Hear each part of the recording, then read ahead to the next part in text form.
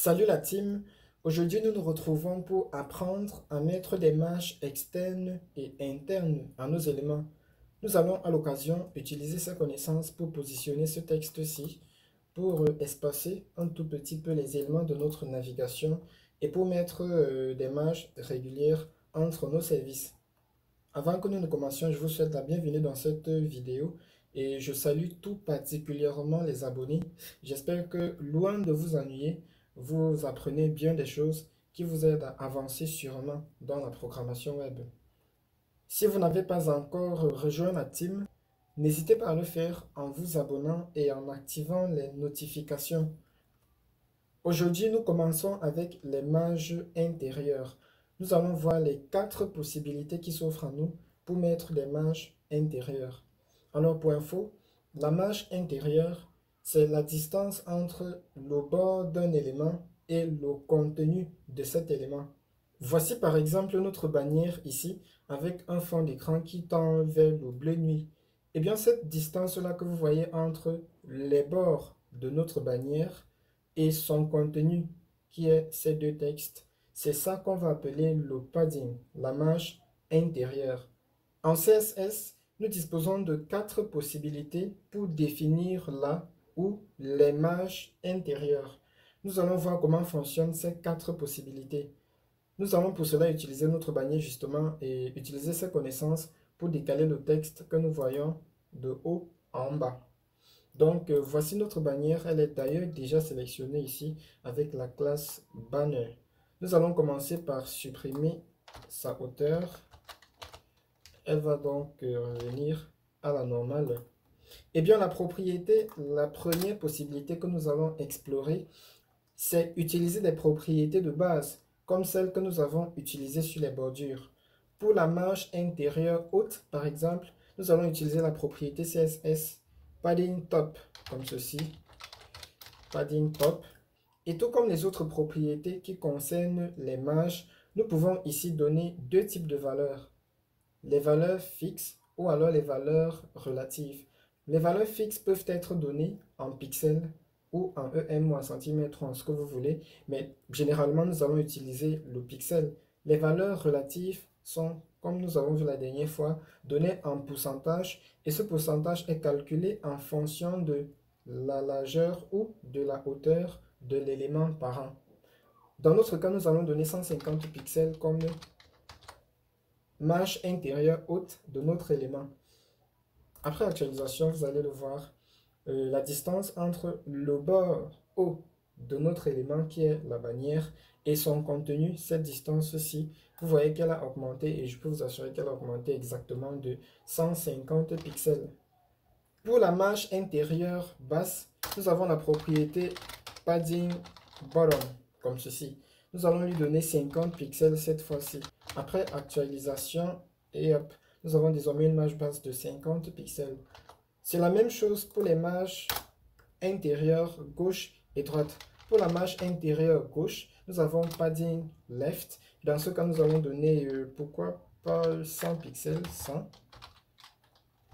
Et enfin, pour la marge intérieure droite, nous allons utiliser le padding right, comme ceci. Nous lui donnons une valeur de 50 pixels, pourquoi pas. Et hop, voilà. Vous voyez bien que notre contenu est, en fait, notre contenu obéit aux marges intérieures que nous avons fixées là. Ça, c'est la première possibilité. La deuxième possibilité nous permet tout simplement de raccourcir tout ceci en utilisant la super propriété padding, comme les autres super propriétés que nous avons vues d'ailleurs. Ici, nous allons mettre 4 valeurs. Et vous vous en souvenez, nous partons dans le sens des aiguilles d'une montre et notre repère est ici en haut à gauche. La première valeur sera donc la valeur de padding top, la deuxième padding right, padding bottom et padding left. Pour notre padding top, nous avons 150 pixels.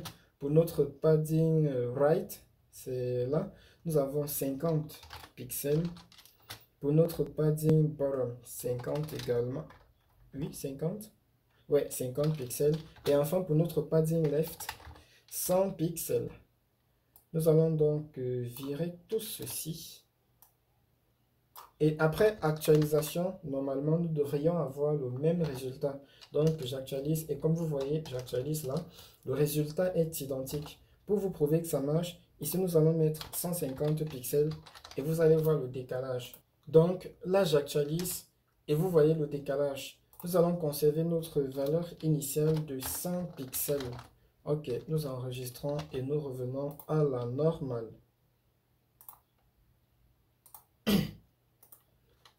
La troisième possibilité, nous utilisons lorsque nous avons des marges verticales identiques et des marges horizontales identiques. Bien sûr, nous parlons ici de marges internes. Nous allons voir comment ça fonctionne. Et dans ce cas, nous allons mettre juste deux valeurs ici. Ça fonctionne typiquement comme le border que nous avons vu récemment. Donc ici, la première valeur va correspondre aux marges verticales, dont les marges hautes et basses.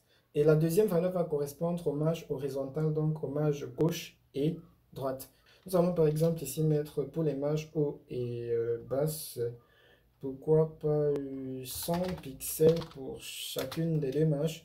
Et pour les marges gauche et droite, 50 pixels pour chacune des deux. Donc lorsque nous enregistrons, vous voyez bien que là nous avons dorénavant les marges gauche et droite de 100 pixels. Et bah, bref, ça fonctionne. Nous allons mettre ici au lieu de 100. Nous allons mettre 125 comme ceci. Et hop, hop. J'ai mis quoi 1250. Bien, c'est 125 et actualisation, c'est super. D'ailleurs, je crois qu'on va garder ceci. Ça m'a l'air très très cool. Hein. Super. Donc, voilà la troisième possibilité. Utilisez-la à bon escient. La quatrième possibilité, nous allons l'utiliser lorsque nous voulons mettre des marges de même taille sur les quatre côtés. Utilisons cette possibilité sur les éléments de notre menu de navigation, donc ces éléments-ci. Nous sommes dans notre code et comme vous pouvez le voir, nous avons mis les éléments de notre navigation dans la classe navItem, cette classe-ci. Cette classe, je crois qu'elle est déjà sélectionnée quelque part ici. Bah ouais, elle est là, navItem. Donc, pour voir la différence, nous allons commencer par mettre une bordure à ces éléments. Nous leur mettons une bordure solide, black de 1 pixel. Donc, après actualisation, la bordure, elle s'applique. Regardez bien la différence entre ce résultat-ci et le résultat que nous allons obtenir après application de notre marge intérieure. Cette fois-ci, c'est toujours la super propriété padding, sauf que nous allons lui donner une seule valeur. Cette valeur sera la valeur de la marge interne pour les quatre côtés.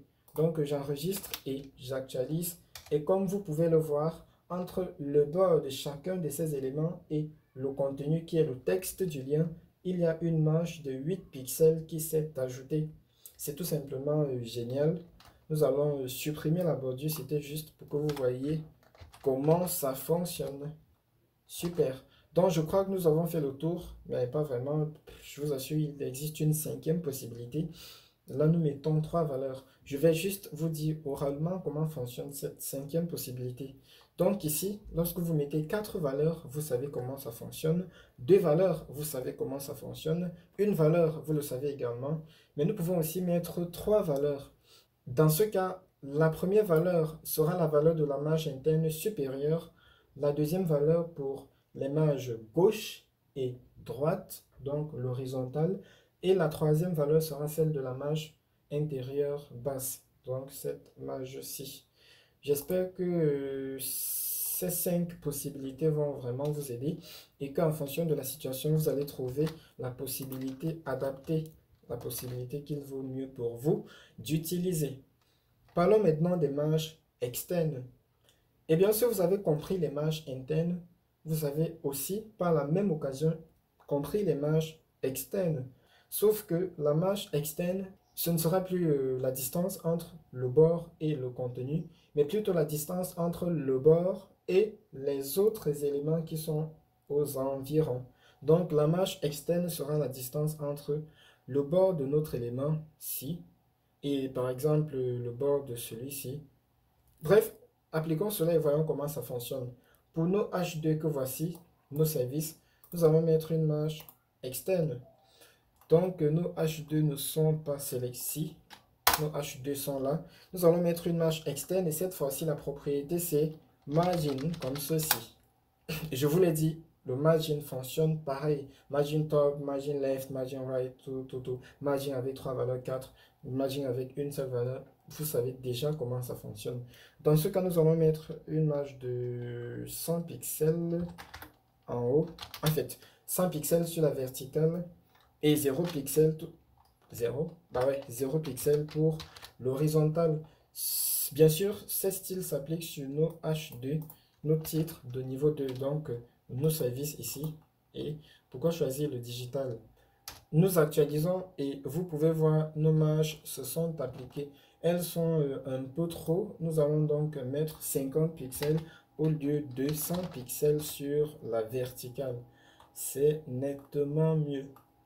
Pour ce qui est de la marge horizontale que nous allons appliquer ici, vous devriez déjà savoir comment ça fonctionne.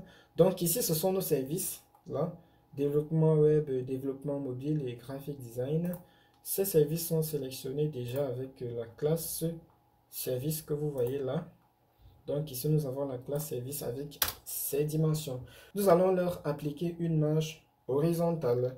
Donc c'est margin, vous l'avez compris. Pour la valeur horizontale, nous allons mettre, pourquoi pas 0,5%, donc une valeur relative qui sera calculée en fonction de la taille de la fenêtre. Pourquoi je mets 0,5 ici? Eh bien, je vous explique.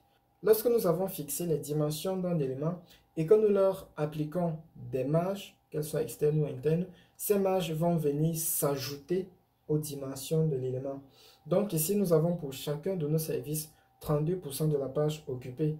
Ce que nous savons, c'est que si chacun de nos services occupe 33% de la page, eh bien, ces trois services vont pouvoir se positionner ici sur l'horizontale. Ça, c'est d'après les calculs que nous avons effectués la dernière fois. Donc, nous avons déjà 32%. Si nous mettons une marge gauche de 0,5% et une marge droite de 0,5%, ça nous fait en tout 1% plus les 32% ici. Et en tout, ça nous fait en fait 33%. Donc, ça devrait aller pour que chacun de nos éléments se positionne à côté de l'autre et que les trois tiennent sur l'horizontale. Pour ce qui est de la marge verticale, nous allons mettre pareil 0,5% de la page. Nous actualisons et hop. Bien, la largeur étant bizarre. Donc, en fait, je suis en train de foirer là. Si vous me suivez bien, la première valeur, c'est pour les marges verticales et la seconde pour les marges horizontales. Donc, c'est comme ceci. Pour les marges horizontales, mettons 0,4. Nous ajustons un tout petit peu. Et nous actualisons et c'est super. Vous voyez désormais que l'espace est régulier entre nos trois services. Vous voyez l'espace ici, l'espace là, et puis l'espace là à droite et l'espace de gauche. Bref, tout est simplement parfait. Vous avez compris les quatre options pour les marges intérieures avec padding. C'est pareil pour les quatre options des marges extérieures avec margin à la place. Je crois que là, vous avez déjà les connaissances qu'il vous faut pour mettre les marges et tout le reste en CSS. Je vais vous donner quand même des phrases qui vont vous aider par la suite. Je vous assure, écoutez ces phrases, c'est hyper important. Et si vous ne les comprenez pas, essayez de pratiquer. Si vous avez des questions, posez-les en commentaire. Donc, voici les phrases que vous ne devez pas oublier. Bien sûr, ces phrases concernent la marge extérieure, la propriété margin, celle-ci. Lorsque vous appliquez une marge aux éléments de type bloc qui se suivent, les marges qui chevauchent vont fusionner. Je vous explique. Si nous appliquons ici à nos services une marge haute de 100 pixels et qu'à notre bannière, nous appliquons une marge basse de 50 pixels, les deux vont fusionner et donc ce sera la marge de 100 pixels qui sera appliquée. Autrement dit, l'écart entre les deux ne sera pas de 150 pixels. Forcément, c'est ce à quoi vous vous attendez, mais ce n'est pas le cas. Les deux marges vont fusionner et c'est la marge qui a la plus grande valeur qui sera appliquée. Ça, c'est la première chose. La deuxième chose, si vous appliquez une marge négative et une marge positive qui se chevauchent, eh bien la marge négative va se soustraire de la marge positive et c'est le résultat qui va être appliqué. Autrement dit, si vous mettez ici une marge de moins 15 pixels pour que les éléments qui sont en dessous remontent un tout petit peu et qu'en bas, vous appliquez une marge de 10 pixels. L'ordinateur va faire les 10 pixels moins 15 pixels et c'est le résultat qui sera appliqué. La marge résultante est celle qui sera appliquée. N'oublions pas, ici nous parlons bien de marge haute et basse sur les éléments de type bloc qui se suivent. Sur les marges horizontales, il n'y a pas ce problème. Une troisième chose, la marge haute d'un élément et de son premier enfant vont fusionner. Autrement dit, si ici à le digital, j'applique une marge haute dans une marge ici de 100 pixels et à la bannière, j'applique une marge haute de 50 pixels, les deux vont fusionner et c'est la marge haute de 100 pixels qui sera appliquée. De même, si je mets une marge basse ici à mon paragraphe de 50 pixels et que je mets une marge basse ici à ma bannière de 100 pixels, les deux vont fusionner et c'est la marge de 100 pixels qui sera appliquée. Donc, ici, la marge basse extérieure de l'élément parent et la marge basse de son dernier enfant vont fusionner. La marge haute de l'élément et la marge extérieure haute de son premier élément enfant vont fusionner de même.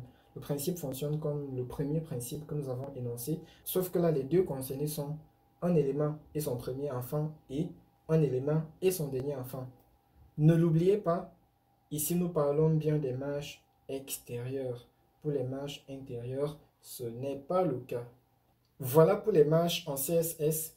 Vous avez désormais les clés en main. Il ne vous reste plus qu'à ouvrir les portes de l'imagination. N'hésitez pas, si pas encore, à vous abonner et activer les notifications. Si la vidéo vous a appris quelque chose, vous a été utile, n'hésitez pas non plus à laisser un like, un commentaire positif. C'est encourageant, ça fait beaucoup de bien. Bien sûr, s'il y a des choses que vous n'avez pas comprises, les choses sur lesquelles vous butez, les problèmes que vous avez, n'hésitez pas à poser-les en commentaire. Je vous dis à très bientôt pour la suite de notre formation sur le développement web. D'ici là, pratiquez bien et prenez bien soin de vous.